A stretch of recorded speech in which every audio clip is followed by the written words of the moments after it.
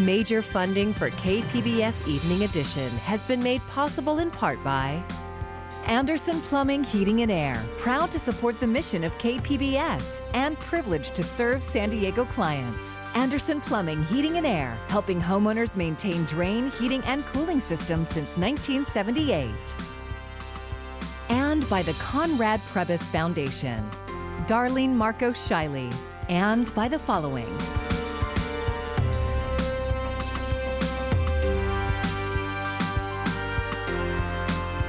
And by viewers like you. Thank you.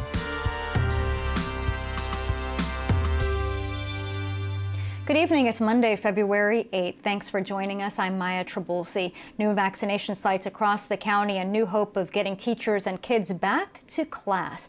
This as Governor Newsom toured the vaccine site at Petco Park today, calling it a model for the state.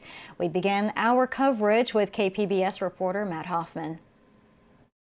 County by county, San Diego leading the way. This morning, Governor Newsom was in San Diego visiting the downtown vaccination superstation, which is run by UC San Diego Health with support from the county and the Padres. The first county, first city to put a site together like this. Success leaves clues. You inspired others.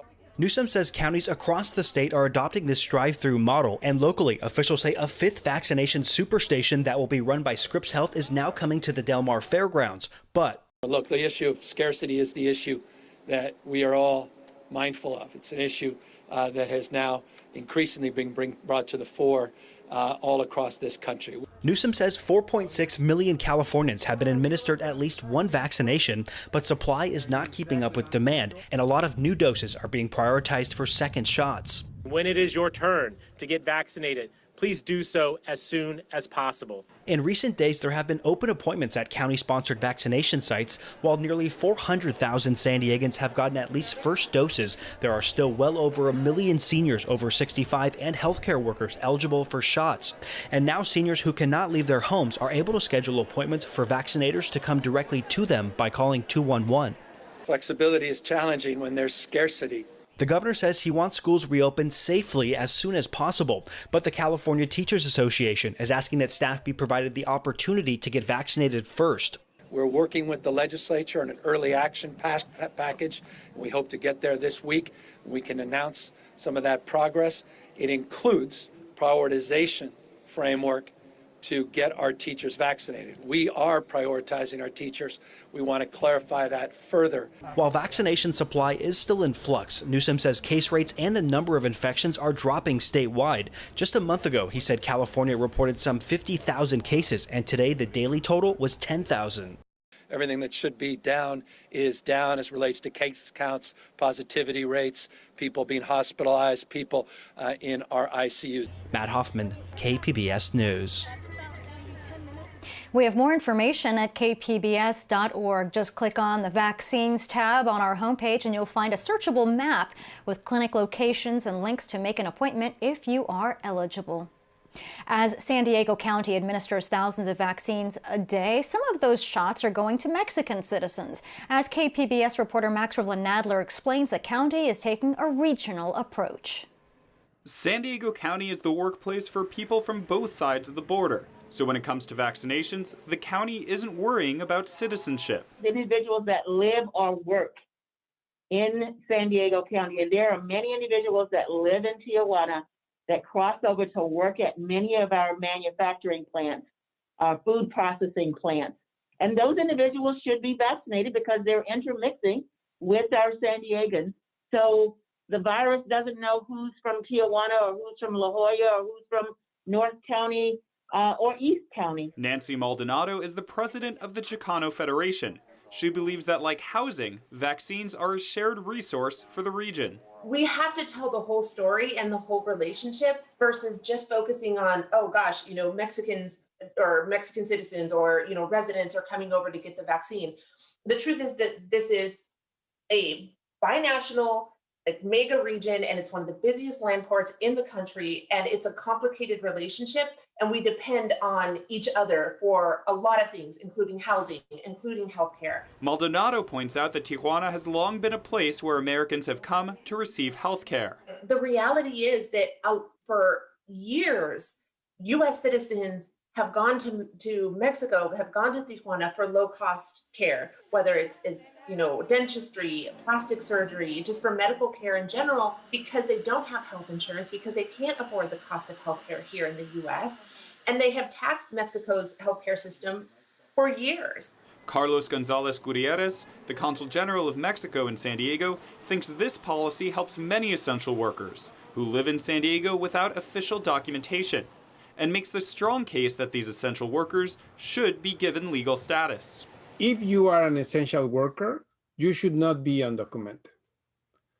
And I think that COVID-19 has shown how much this community, society as a whole, depends on foreign workers, a significant portion of whom are undocumented. Mexico has exhausted its current supply of the first dose of the vaccine, but is expecting more in the middle of the month. The Mexican consulate has already acted as a successful COVID-19 testing site in San Diego, and Consul General Gutierrez hopes that it will be chosen to be a vaccine distribution site in the coming weeks. Max Nadler, KPBS News. Coronavirus case rates are dropping across the country, but emerging variants pose a risk. That's the message from the CDC director today. It comes as San Diego County announces 698 new cases. That's the lowest single-day total since early November. Although hospital admissions and cases have declined over the past 4 weeks, Dr. Rochelle Walensky says now is not the time to stop prevention measures like wearing masks and social distancing. Asking everyone to please keep your guard up. The continued proliferation of variants remains of great concern and is a threat that could reverse the recent positive trends we are seeing. Dr. Anthony Fauci is warning against delaying the second dose of the vaccine in an effort to get shots to more people. He said the immune response to the virus may be weaker without the booster shot, and it could increase the number of potentially dangerous variants. The other theoretical issue that could be problematic with regard to only a single dose, that if you get a suboptimum response, the way viruses respond to pressure, you could actually be inadvertently selecting for more mutants by a suboptimum response. Fauci said it's as important to get as many people their first dose as possible while making sure people get their second dose on time. Political theater. That's what former President Donald Trump's legal team calls the upcoming impeachment trial, but the impeachment managers argue the former president abused his power. As Nadia Romero reports, the trial comes as Congress continues hammering out a new pandemic relief bill. On the eve of Donald Trump's second Senate trial, House impeachment managers say the former president incited violence with his rhetoric. We fight like hell, and if you don't fight like hell, you're not going to have a country anymore. Trump lawyers laid out their case in a pretrial brief Monday. They say the impeachment itself is unconstitutional and simply an act of political theater. It's just partisan politics under a different name. As the impeachment process plays out in the Senate, the House is working on COVID relief legislation, but Democrats are divided over whether to include an increase to the minimum wage. If you look at who has kept us together these last almost a year now since COVID hit, it's people we haven't thought were worth paying $15 an hour. We need to pay people what their worth is. President Joe Biden doesn't think the progressive proposal will make it into the final package. My guess is it will not be in it. Another sticking point, stimulus checks. Moderates want to lower the income threshold and give the full amount to people who make $50,000 a year or less. Families making $275,000, $300,000 a year may not be the most in need of checks at this point. From a political point of view, a little bit absurd that you would have under Trump these folks getting the benefit, but under Biden, who is fighting hard for the working class of this country, they would not get that full benefit. But congressional Democrats do agree on a tax credit to give some families at least $3,000 per child. In Washington, Nadia Romero, KPBS News. And we will carry PBS NewsHour's coverage of the Senate impeachment trial in its entirety on KPBS2. Coverage begins at 10 a.m. tomorrow and at 9 a.m. Wednesday and Thursday. Two San Diego County supervisors are calling for an additional $30 million in grants for small businesses. Democratic Supervisor Tara Lawson-Remer and Republican Supervisor Joel Anderson made the push today ahead of a board vote set for tomorrow. The owner of Brew Coffee Shop in La Mesa says his business was successful before the pandemic, but now losses are piling up. We just have outdoor seating and everything's to go. But the community's been wonderful in supporting us. But even that is not good enough for us to sustain the losses that we're having since being able to be open. Funding for a third round of small business grants will be contingent upon receiving federal or state stimulus dollars. Lawson-Remer says eligible small businesses would be able to apply as long as they've been compliant with state and county public health guidelines. Indoor worship is allowed again in California. KPBS reporter Jacob Ayers says a Chula Vista church played a role in the ruling that reopened doors. In the 6-3 decision handed down on Friday, the U.S. Supreme Court ruled that California could no longer ban indoor church services. One of the two cases the court ruled on came from San Diego County. The South Bay United Pentecostal Church in Chula Vista has been trying repeatedly to get the state's ban on indoor worship overturned since last May, saying they should be treated the same as grocery and big box stores. But at every tier, comparable secular activities and services organizations were treated more favorably than churches. Charles Lamandry is part of the legal team that represents South Bay Pentecostal Church in the lawsuit. He says his client follows and even exceeds CDC guidelines for COVID-19 safety protocols, and that there isn't significant data that proves churches are the cause of major COVID-19 outbreaks. Since May, there's been relatively few infections at churches compared to other activities, including people shopping or people using public transportation. So we had I think, strong data that churches are the problem. San Diego County officials did not want to comment on the matter, but say they have changed the public health order to fit the new ruling. The amendment to the public health order is listed under Section 11A and reads, "Places of worship, which in addition to the listed sector activities, are allowed to operate indoor at 25% capacity, with singing and chanting being prohibited during indoor services." Lamandry says Friday's ruling was only one part of the case they filed. They are expecting further rulings on indoor church capacity, as well as chanting and singing indoors with masks, sometime over the next 4 weeks. Jacob Ayers, KPBS News. President Biden says new CDC guidance on reopening schools could come out as early as Wednesday. He made the comments during his pre-Super Bowl interview. The president has said he will work to reopen most K-12 schools within his first 100 days in office. Some teacher unions are resisting amid fears of infections. Even with guidance and regulations, the CDC says community spread must be down before it is safe for teachers and students to return to the classroom. The CDC is reporting more than 2,000 cases of a rare condition linked to coronavirus in children. It's known as multi-system inflammatory syndrome in children, or MIS-C. It's unclear what causes the condition that can set in weeks after a child is exposed to COVID. As Jasmine Veal reports, a Southern California boy is now recovering from the illness. This is 8-year-old Anthony Rodriguez Jr. getting a warm welcome home in Beaumont after fighting for his life in the ICU at Loma Linda University Children's Hospital against a rare illness associated with COVID-19 called MIS-C. Do you think if you hadn't rushed your son to the hospital when you did, he would have died? Yeah, and that's the hardest thing to say is if we did not take him that day, we don't know if he would have woke up the next day. His father, Anthony Rodriguez, says they all had COVID in early December with mild symptoms and recovered, including his son. But about 5 weeks later, Anthony Jr. suddenly came down with a fever. He started having like bloodshot eyes, cracked lips, a little bit vomiting. After about a week, when they thought Anthony was getting better, his wife happened to come across the symptoms of MIS-C. She read about MIS-C. And then so we just both got this bad feeling. Even though he was getting better, he just has bad feeling. We rushed him to the hospital. They did tell us he was suffering from septic shock and he was having heart failure.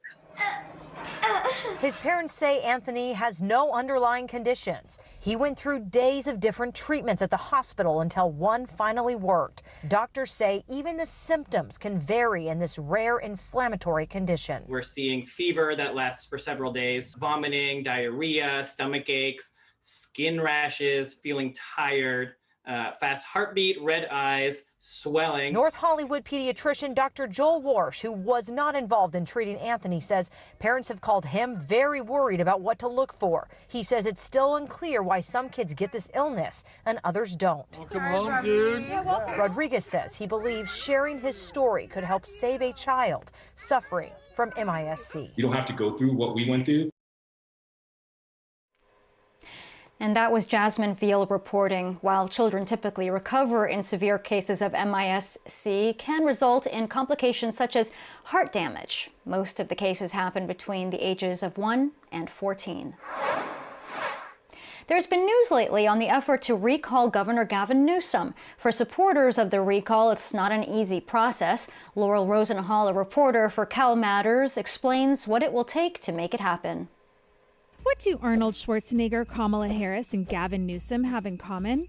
California voters have tried throwing them out of office. Since 1913, the state's voters have tried to recall elected officials 171 times. 10 recalls made it to the ballot. 6 officials have been replaced. So what does it take to recall a governor? Hi, I'm Laurel Rosenhall, politics reporter for Cal Matters, and I'll explain. Recalling a governor isn't easy, but the coronavirus has changed California's political landscape, even though the recall petition doesn't actually say a word about the pandemic. It began as a right-wing effort to oust a blue state governor for being too progressive, but it gained steam as Newsom tried to contain the virus with restrictions that forced lots of businesses, schools, and churches to close. And he didn't help himself by attending a lobbyist party, unmasked, at the swanky French Laundry. All it takes to put a recall on the California ballot is signatures from 12% of the number of people who voted in the last election.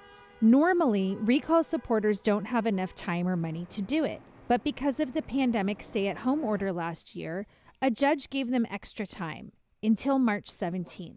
Successfully recalling a California governor has only happened once, when this guy, Gray Davis, was replaced by this guy, also known as the Governator. But this is bigger than me. I need you. That was 2003. At the time, 55% of voters elected to recall Davis. More than 100 people ran to replace him. Schwarzenegger won because he had the most votes, even though it was less than a majority. So I'm sure you're wondering, who wants to take Newsom's spot? For starters, these 2 Republicans, John Cox, who lost to Newsom in 2018, and Kevin Faulconer, former mayor of San Diego. Voters would face 2 questions. 1, do you want to recall Newsom? 2, who should replace him? If more than 50% of voters say yes to the recall question, then whoever gets the most votes becomes governor. At least until we have another election next year. To learn more about California politics and policies, go to calmatters.org. And don't forget to subscribe to our YouTube channel. For Cal Matters, I'm Laurel Rosenhall. And we are hearing more from one of the candidates. Rancho Santa Fe's John Cox is trying to portray Kevin Faulconer and Gavin Newsom as one and the same. San Diego Mayor Kevin Faulconer got the city to overpay for a high-rise riddled with asbestos. The deal enriched a big campaign donor. Gavin Newsom said stay home, then dined with lobbyists at a restaurant where the wine tab was $12,000. Had enough of this. I'm John Cox. That TV ad is paired with a new website that went public just today. John Cox was the Republican nominee against Gavin Newsom in 2018 and lost by more than 20 points. He plans to make the COVID-19 recovery and the cost of housing central themes in his new campaign. The Port of San Diego faces some financial hurdles in 2021 as the public agency deals with the pandemic. In the midst of that financial uncertainty, the Port's Board of Commissioners is welcoming its first Latina. Here's KPBS reporter Eric Anderson. Jason Monroe and Jose Mendoza are at the Pepper Park boat launch in National City. And still got to disconnect the bow line if you can do that. Right on. They're on their way to collect a skiff with a dead engine at the 32nd Street Navy base. Pepper Park is the only place in National City where the public has access to San Diego Bay. Helping preserve that access is a priority for the first Latina to hold a seat on the Port Commission board. Sandy Naranjo. I want to make sure I continue that legacy that former Commissioner Valderrama left, but also to expand that the port is inclusive of everyone. Naranjo is filling the shoes of Duque Valderrama, the longtime former port commissioner who spent years supporting Bayside businesses while working to improve National City's slice of the bay. When everyone thinks of San Diego, they think of our waterfront. And I want to embrace that, but I also want to embrace community members that live here to enjoy that as well. I want it to be inviting to folks that live in not just in our communities in National City, Barrio Logan, but also San Isidro, Southeast San Diego, where they feel like they can come here and they have access. Naranjo brings a fresh set of eyes to the board. She's fought for clean air in communities near the bay. It's a battle rooted in her childhood when she had her first severe asthma attack. She links that condition to diesel truck traffic that rumbled through her neighborhood. Unfortunately, my story is not unique. This is what's happening in our communities where we see brown and black children being diagnosed with severe asthma on high rates because they're exposed to toxic air pollution because they live next to a polluting industry. The asthma rate for children in Barrio Logan is 7 times higher than it is for kids growing up in La Jolla. Naranjo has worked for the Environmental Health Coalition and Mothers Out Front, and she hopes to bring that community perspective to the port. Someone like myself with my background in environmental justice and labor advocacy has not been traditionally welcome, but I believe it's going to serve as a positive force. National City Mayor Alejandra Sotelo Solis praises Naranjo's willingness to fight for the community, and the mayor says that makes the new port commissioner the right person to push for issues important for National City. I think she's very nimble. She has the understanding of, the government aspect as well as that personable aspect that the decisions that are made affect real people. Sotelo Solis says Naranjo has a seat at the table, and she'll be able to fight to keep National City from being overrun by smelly industries. She's convinced that Naranjo is the right person to advocate for National City's clean air and clean water. It's also knowing that those natural resources of our waterfront, we deserve, we've earned, and it's within our jurisdiction to have access to.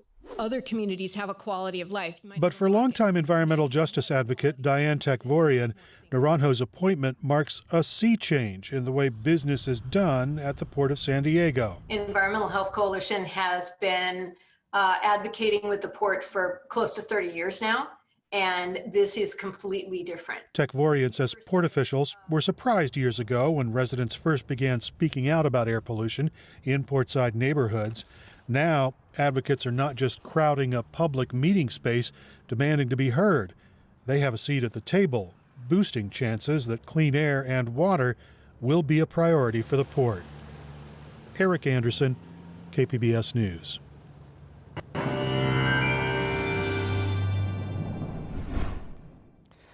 Onshore flow with a deepening marine layer here the next couple of days, so plenty of morning clouds and fog. And as that marine layer deepens, we'll see more penetration into the inland areas, and that will lead to a cooling trend right through the middle part of the week. There will be a series of disturbances passing by mostly to our north, but we could see a little bit of damp weather in here, maybe a little drizzly Tuesday night, maybe a shower or two.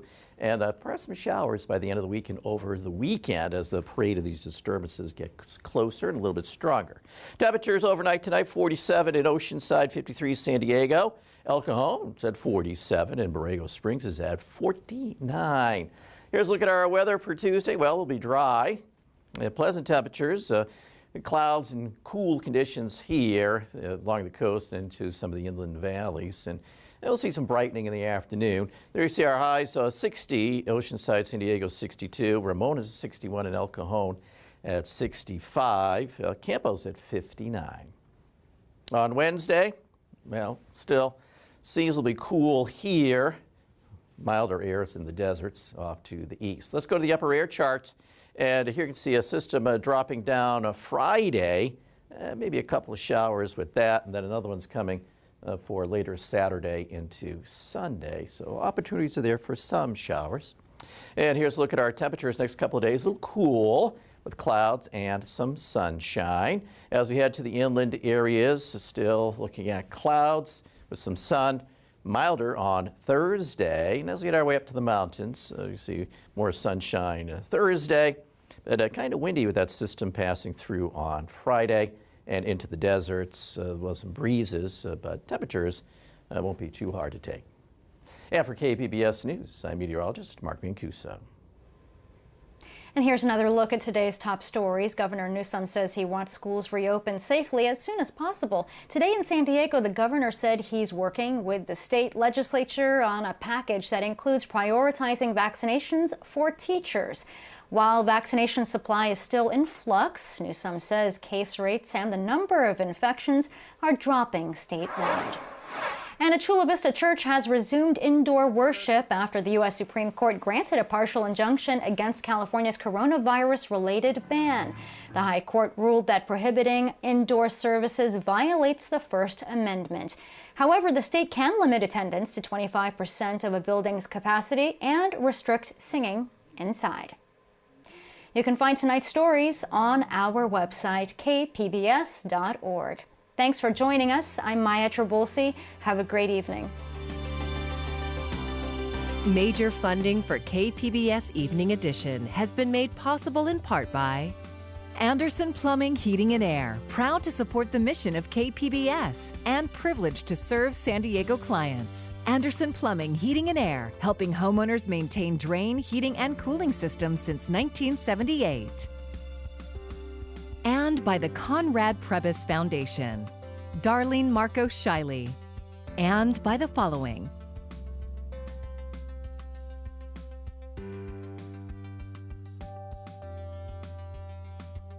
And by viewers like you. Thank you.